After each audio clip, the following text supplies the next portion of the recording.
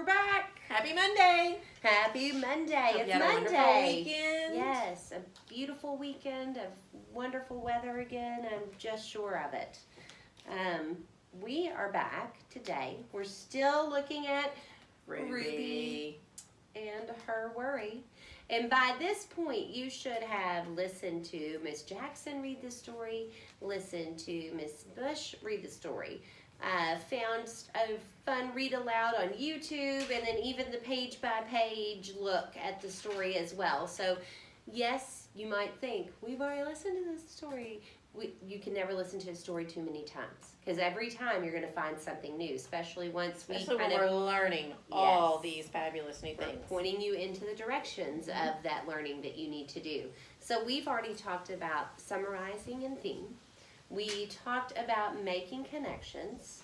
So the next thing we need to talk about is structure. We need to think about the structure of the text. So this can be looked at in several different ways, and every piece of text you read is structured in some way. Why is that, Ms. Paulson? Well, why is that? It needs to have a purpose.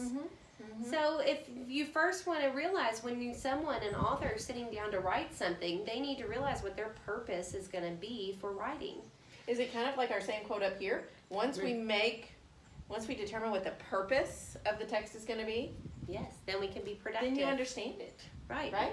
You need to know whether you're going to write to entertain. I had a fabulous student ask me that last year. Ms. Jackson, why does it matter? Oh, it's important to Why know does what it things matter about text structure? I love that question. I love Why that does it question. matter? It also helps us to pull out and find the important details when we can think about what the structure is. So if we were to look at Ruby Finds a Worry, we need to think about this text structure here. Overall, for when we're talking about literature and fiction, we think of it as to entertain, to tell a story. That's the big idea. But we can narrow it down and also find some other pieces of structure that are really important and ways to think about it. So this is going to get really fancy here. This is all kind of brand new. And we don't do fancy. Oh, no. Bear with us. Fancy is new. Fancy we are not. Here's our handy dandy what we're always learning to do. And here it says, as fourth graders, that you need to learn how to analyze, that means really think about and talk about, the overall structure in a text that the author uses to write.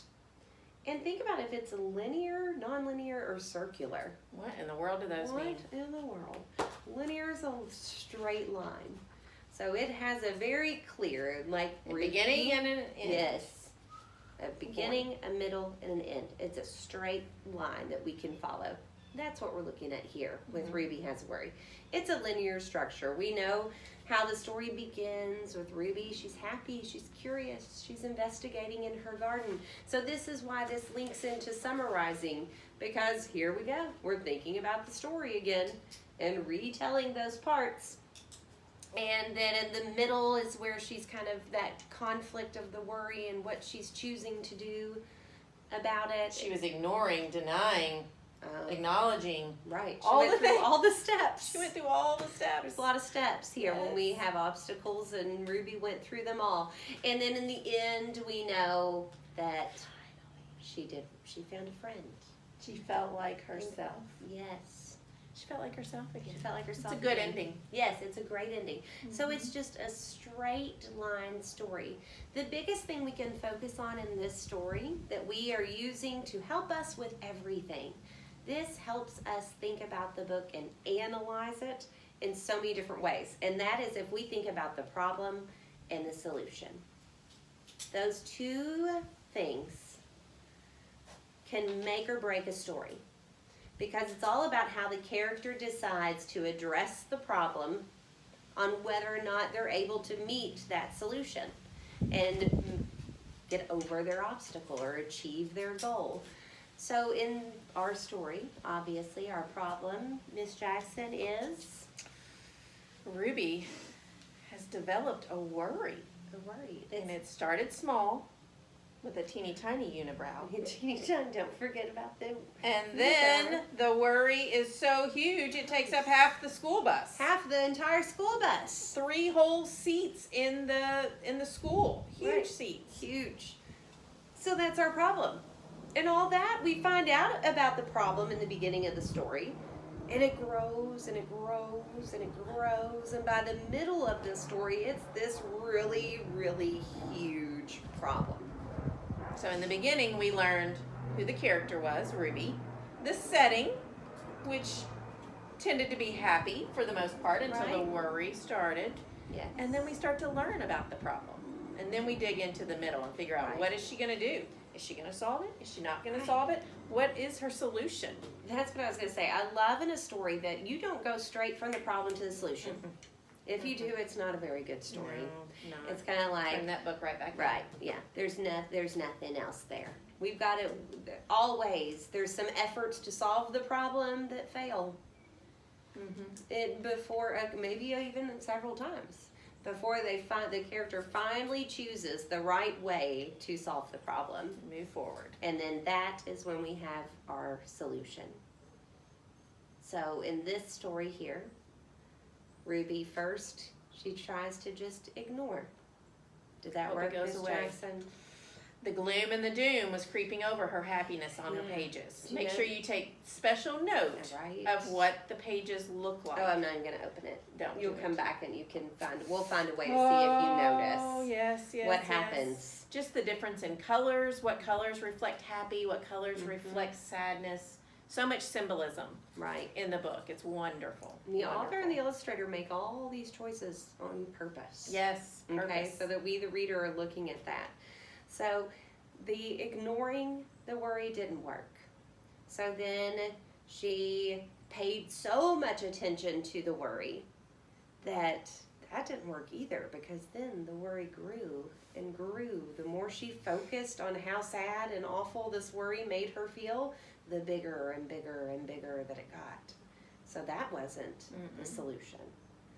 Until then, finally, her third attempt at solving her problem was the one that worked, where she found a friend, our sweet little boy that looked How she felt. how she felt.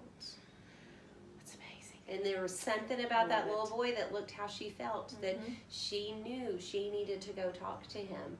And not even at first about her own worry.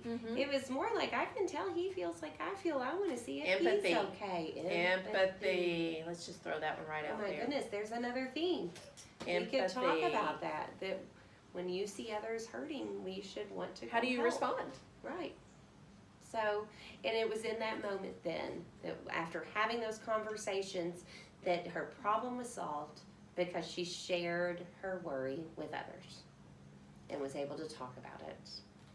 And it was all better.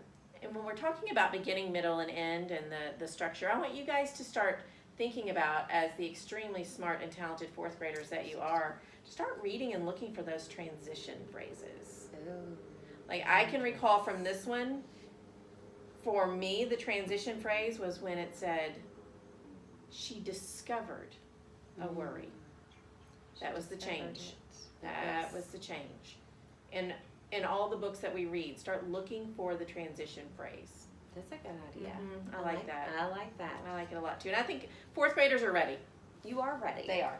They are ready. Because analyzing is tough, and analyzing is never, ever, ever going to go away. So, and when you are college students, you're going to be analyzing text, and you're going to think back to fourth grade, and you're going to think, huh, I was doing that when I was in fourth grade. We got That's this. no thing. We So, got this. You've got this. So today we were just looking at that text structure and thinking about how the problem and the solution play into that beginning, middle, and end of our story, making it a straight line story. So Linear. Big fancy word again. Linear, big word. Miss Ingram should be proud of us. I know, that's Yes. right. Sounds like a Linear's- math word. Yes, anyway. it's a very mathy word. Who knew that we were going to use so many mathy words in reading? So that's all for today. So you're going to do a little practice looking and identifying some problem solutions, beginning, middles, and ends, and then we'll get back together And we're soon. going to make it a great week. It's going to be a fabulous week. I'm ready. Until Until we read again. Bye.